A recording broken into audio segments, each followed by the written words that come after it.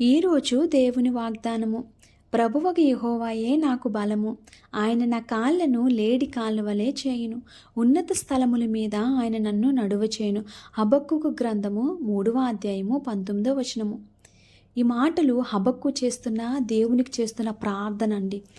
ఆ ప్రార్థన చేస్తున్న సమయంలో హబక్కూ ఎటువంటి పరిస్థితుల్లో ఉన్నాడంటే, ఆయన తోటలోని ద్రాక్ష చెట్లు ఫలింపలేదంట, అంజురపు చెట్లు పూయలేదంట, ఒలివ చెట్లు కాపు కాయలేదంట, చేనులోని పైరు పంటకు రాలేదంట, గొర్రెలు దొడ్డులో లేవంట, సాలలు పశువులు లేకపోయినంట.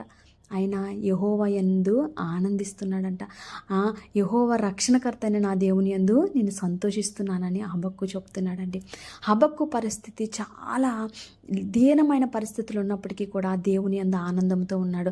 నా దేవుడు నాకు బలము, ఆయన నా కాళ్ళను లేడి కాలు వలె చేస్తాడు, నన్ను ఉన్నత స్థలముల మీద నన్ను నా దేవుడు నడువు చేస్తాడని గొప్ప నిరీక్షణతో ఉన్నాడు.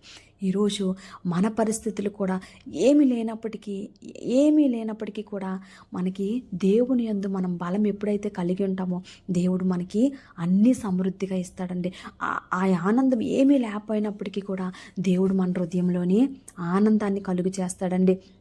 మన జీవితంలోని ఏమీ లేదని లోకంలో ఉన్న మనుషులకు అనిపిస్తుంది, కానీ మనకైతే మన హృదయం అంతా కూడా ఆనందంతో నిండిపోతుంది.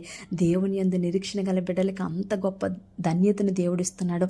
కీర్తనల గ్రంథంలో ఇలా రాయబడి ఉంది, నా ప్రాణమా నీవు ఎలా కృంగి ఉన్నావు, నాలో నీవు ఎలా తొందరపడుచున్నావు, దేవుని యందు నిరీక్షణ ఉంచుము అని తన హృదయంతో తను చెప్పుకుంటున్నాడు. నిజమే, కొన్నిసార్లు బాధ అనిపిస్తుంది, భయం అనిపిస్తుంది, నేను సమస్యల నుండి బయటికి రాగలను అనిపిస్తుంది.